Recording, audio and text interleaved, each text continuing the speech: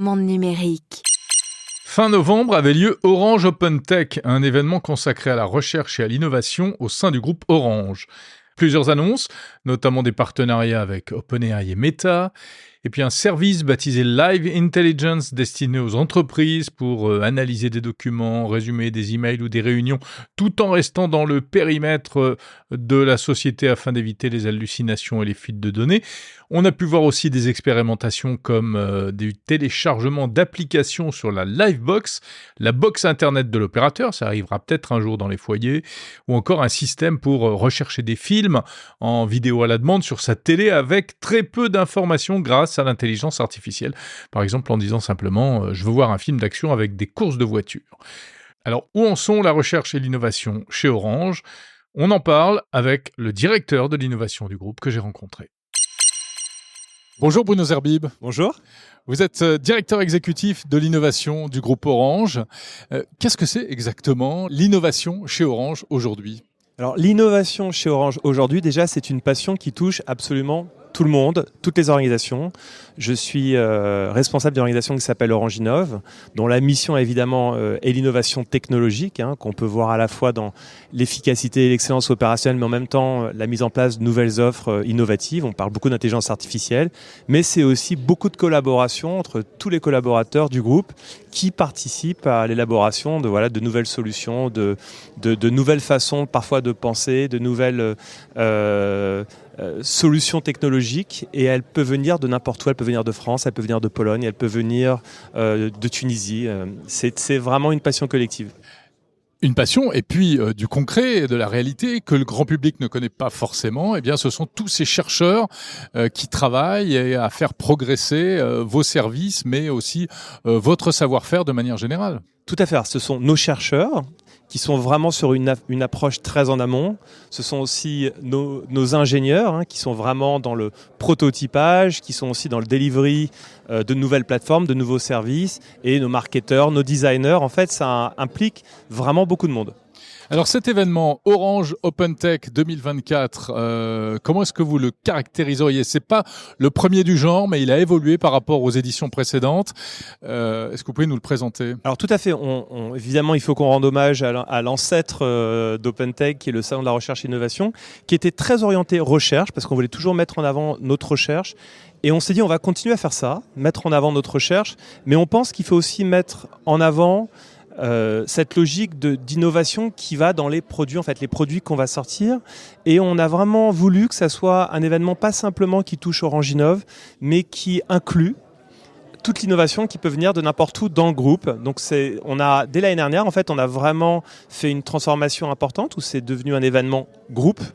Et aujourd'hui, c'est un événement groupe et partenaires, que ce soit les grands noms de la technologie, comme Google ou comme évidemment OpenAI. des startups comme OpenAI aussi, comme Vous avez Mistral, etc. On a annoncé un partenariat avec notamment Meta et OpenAI pour rendre l'intelligence artificielle beaucoup plus inclusive, avec notamment le support pour des langues régionales africaines, et évidemment aussi les startups. Donc on est vraiment dans l'open, dans la création d'écosystèmes, évidemment aussi partenariat avec les autres opérateurs de télécommunications, de telle façon à contribuer à cette transformation tant attendue dans le monde de télécommunications.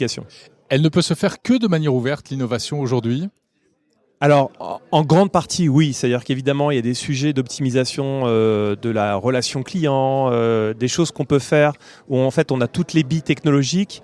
Mais si on est vraiment honnête, les grands sujets de rupture aujourd'hui, c'est des sujets dont certains éléments sont des éléments qu'on va trouver dans d'autres écosystèmes. Par exemple, l'intelligence artificielle générative, on ne va pas nous-mêmes réinventer un LLM. Par contre, on peut collaborer avec les gens qui font ces LLM pour les rendre, on va dire, plus safe, plus fiables, plus responsable aussi. C'est exactement ce qu'on est en train de faire. Mais développer votre propre LLM, par exemple, ça pourrait avoir du sens ou pas du tout ? Non, la question qui se pose, c'est est-ce qu'on pourrait éventuellement augmenter des LLM qui existent en open source ? Donc ça, c'est des choses qu'on regarde pour des cas d'usage très précis. Mais ce qui est sûr, c'est qu'on ne va pas se lancer dans le développement d'un LLM parce que derrière, on parle aussi d'impact énergétique colossaux. Donc autant en fait réutiliser ce qui existe aujourd'hui et de l'augmenter, de le compléter pour adresser nos problèmes spécifiques. Qu'est-ce que vous répondez à ceux qui diront que malgré tout, Orange est parfois en retard en termes de recherche ? Est-ce que ça, c'est une manière justement d'être au niveau et à un niveau mondial? C'est quand je vois le niveau de collaboration qu'on a avec les acteurs les plus en pointe de la côte ouest américaine et le respect qu'on a et même la posture, on va dire, de référent technologique qu'on a créé ces dernières années, je pense que ces craintes ne sont pas fondées. Et moi-même qui viens de la Silicon Valley, je peux vous dire que après 1 an et demi chez Orange, je continue d'être plus qu'impressionné par la passion, le talent et puis surtout les compétences de nos collaborateurs. Justement, est-ce qu'il y a quelques innovations ici à l'occasion de ce salon qui vous ont particulièrement marqué? Alors tout à fait. Alors on annonce plusieurs choses. Bon déjà, moi je veux revenir peut-être sur les annonces qu'on a faites avec OpenAI et Meta. Le fait de travailler pas simplement sur l'utilisation de leur technologie, mais sur des partenariats technologiques et commerciaux, de telle façon à co-construire des choses, rendre disponible par exemple l'intelligence artificielle à des pays où on ne parle pas que anglais ou que français. Ça c'est quelque chose d'assez incroyable. On annonce la sortie de Live Intelligence, qui est partie d'un produit en interne qu'on a rendu externe, qui permet aujourd'hui à nos utilisateurs de pouvoir utiliser l'intelligence artificielle, avoir accès à tous les LLM du marché, en fait les plus importants, de comprendre à chaque fois quel est le coût énergétique, toute requête, de comprendre aussi, d'être sûr que les données seront protégées, donc elles ne vont pas aller se perdre dans le cloud quelque part et potentiellement vont pouvoir fuiter. Et c'est aujourd'hui une solution qu'on va mettre à disponibilité pour nos clients aussi. Ouais, vous apportez des briques qui en fait n'existent pas et dont on s'aperçoit qu'on a de plus en plus besoin, et notamment sur la consommation énergétique. On sait que ChatGPT est très gourmand en énergie, beaucoup plus que Google notamment. Il y a vraiment une dimension à explorer.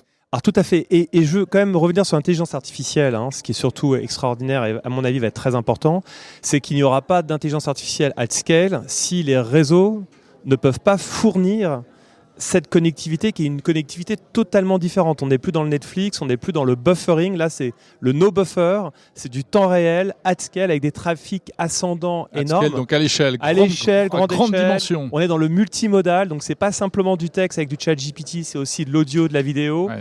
Et donc Orange est là pour justement réinventer la connectivité, la rendre intelligente, pouvoir travailler avec tous les développeurs qui vont développer des applications d'intelligence artificielle en leur disant on va vous mettre à disponibilité ces fameuses API qui vont vous permettre de façon très simple de contrôler le réseau, de pouvoir vous donner les services nécessaires pour que vous puissiez avoir cette connectivité nouvelle, un nouveau type de connectivité avec une latence très basse, complètement fiable, qualité de service on demand, c'est ce qu'on appelle les fameuses Network API. Puisqu'on rappelle que votre réseau aujourd'hui, c'est de plus en plus du logiciel, du software, du cloud, une virtualisation complète, et donc on peut entrer grâce à ces API dont vous parlez, ces API. Exactement. L'année dernière, on a annoncé la singularité qui nous touchait, qui était la softwareisation, la cloudification. Ouais. L'intelligence artificielle, en fait, arrive d'une certaine façon en couche applicative qui se greffe au-dessus de cette transformation. L'intelligence artificielle est très présente pour cette édition 2024 d'Orange OpenTech. Quelle est votre vision de l'IA pour Orange, mais même au-delà pour la société ? Écoutez, nous, on fait preuve de pragmatisme et d'humilité. On a évidemment envie de vous dire exactement à quoi va ressembler l'intelligence artificielle en 2030. On a 3 convictions qui sont très fortes. C'est qu'elle doit être responsable, donc à la fois au niveau d'utilisation des data. Donc on met énormément d'efforts là-dessus. On a ce qu'on appelle une initiative qui s'appelle Data Démocratie, qui fait en sorte que l'accès à la data va être évidemment démocratisé parce qu'on veut qu'un maximum de personnes puissent développer sur l'intelligence artificielle, mais qu'en même temps qu'elle soit conforme aux politiques de protection des droits, de la vie privée. La deuxième partie, c'est l'environnement. Donc on a aussi une vision frugale, optimisée de l'intelligence artificielle, de telle façon à ce qu'on arrive à sortir de cette évolution exponentielle en termes de besoin d'entraînement de modèles. Que ça ne devienne pas un problème, en fait. Pour l'instant, on est sur des trajectoires qui sont absolument contradictoires, des objectifs de réduction d'émissions de CO2. Donc on est à fond là-dessus et on ne peut pas le faire tout seul, donc on le fait avec nos partenaires. Et évidemment, le troisième aspect, c'est on veut qu'elle soit extraordinairement inclusive. On ne veut pas qu'elle contribue à un accroissement des inégalités sociales. Au contraire, on veut la rendre disponible au plus grand nombre.